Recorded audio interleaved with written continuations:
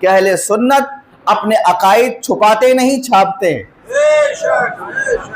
ہم جسے حق مانتے ہیں اسے بولتے بھی ہیں، اور جس کو غلط مانتے ہیں اسے بیان بھی کرتے ہیں۔ یعنی حق کو حق کہنے میں کوئی باک نہیں، اور غلط کو غلط کہنے میں کوئی ڈر محسوس نہیں ہوتا۔ حق کی یہ پہچان رہے گا۔ چنانچہ آپ دیکھیں ہمارا حق کیسا ہے، ہم کھلے طور پر کہتے ہیں ہم اللہ کے رسول کو غیب جاننے والا مانتے ہیں۔ ہم کھلے طور پر کہتے ہیں محمد الرسول اللہ ہی کیا سارے انبیاء اولیاء کو ہم زندہ مانتے ہیں۔ ہم کھلے طور پر اعلان کرتے ہیں یقین جان لو قرآن و سنت سے یہ بات ثابت ہے کہ اللہ کی دی ہوئی طاقت سے اللہ کے نیک بندے سنتے بھی ہیں، دیکھتے بھی ہیں، مدد بھی کرتے ہیں۔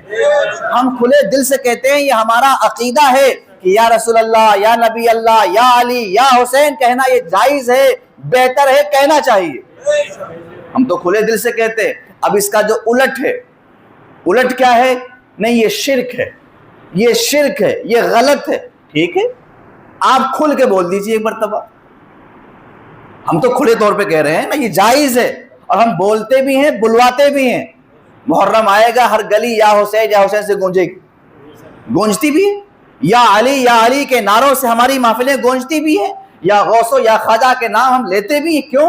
انہوں نے ہم تک دین پہنچایا ہے، یہ ہم پر احسان کرنے والے لوگ ہیں۔ ہم احسان کرنے والوں کے احسان کو بھلاتے نہیں بلکہ یاد رکھتے ہیں۔ رہا یہ کہ شرک ہے، پکارنا شرک ہے، بلانا شرک ہے۔ جو لوگ شرک اکیلے میں کہہ دیتے ہیں وہ ایک بار لکھ کر بول کر بتا دیں کہ جو لوگ ایسا بولتے ہیں وہ شرک ہے۔ کہ آپ تو شرک مانتے ہو، ہم تو جائز مانتے ہیں۔ آپ اگر شرک مانتے ہو تو کھلے طور پر کہو کہ ایسا کہنے والا مشرک ہے، اور جب مشرک ہے تو اس کے ساتھ شادی جائز نہیں ہوگی، ظاہر سی بات ہے۔ جب ایسا شخص مشرک ہے تو اس کے یہاں کھانا پینا جائز نہیں ہوگا، جب ایسا شخص مشرک ہے تو اس سے سلام و کلام جائز نہیں ہوگا، جب ایسا کہنے والا مشرک ہے تو اس کے پیچھے نمازیں جائز نہیں ہوں گی۔ پھر تو بڑا مسئلہ ہوگا۔ ہمیں مشرک بھی کہا جاتا ہے، ہمارے ساتھ کھانا بھی کھا لیتے ہیں۔ ہمیں مشرک بھی کہتے ہیں، شادیاں بھی ہمارے یہاں کر لیتے ہیں۔ یا دو رنگی چھوڑ دو، یک رنگ ہو جا، سراسر موم ہو یا سنگ ہو جا۔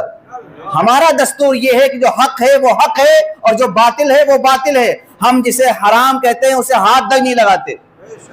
فاتحہ کا کھانا حرام ہے کھلم کھلا، مگر کھانا کہیں مل بھی جائے چھوڑتے بھی نہیں ہیں، چاہے وہ چھٹی کا ہو، 11ویں کا ہو، ربیع، چھوڑتے بھی، جم کے کھاتے ہیں، مگر حرام بھی ہے۔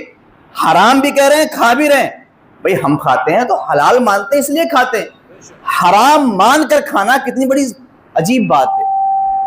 ہمارے یہاں تصور یہ، ہم جس چیز کو حرام مانتے ہیں بھوکے بھی رہنا برداشت ہے، ہاتھ نہیں لگائیں گے۔ حرام ہے تو کیوں ہاتھ لگائیں گے بھئی؟ حلال کی تلاش کریں گے۔ مگر یہ کیسا حرام تھا کہ مسجد میں حرام تھا، شادی میں آئے تو حلال ہو گیا؟ یہ کیسا حرام تھا کہ لوگوں کو بتایا کہ یہ فاتحہ اس کے سامنے یہ پڑھا گیا، یہ دعا کی گئی، یہ حرام ہے، اور دعوت دے دی گئی تو بغیر کسی جھجک کے آگے مست کھا کے چلے گئے؟ یہ حرام ہے یا کچھ اور ہے؟ اگر حرام تھا تو کھایا کیوں؟ یعنی آپ نے حرام کھا لیا، اور یا تو پھر حلال تھا، جھوٹ بول کے آپ نے حرام کہا ہے۔ آپ خود سوچیں، غور کریں، سنجیدگی کی باتیں ہیں یہ سب، جذبات اپنی جگہ، مگر غور کرنے کی چیزیں ہیں کہ اگر یہ حرام تھا تو کھایا کیوں؟ آپ کہتے ہیں حرام ہے، حرام جو کھا لے گا اس کے پیچھے نماز جائز نہیں، جو حرام کھائے گا وہ اس قابل نہیں کہ سلام کیا جائے، جو حرام کھائے وہ اس قابل نہیں کہ اس کی تعظیم کی جائے۔ تو آپ جب اسے حرام کہتے ہیں تو کھاتے کیوں ہیں اور کھلم کھلا کھاتے ہیں؟ تو یا تو یہ حلال تھا، جھوٹ بول کے آپ نے حرام کہا، یا تو واقعی میں یہ حرام ہے پھر بھی آپ حرام کھاتے ہیں۔ اللہ کا شکر ہم حرام سے پاک ہیں۔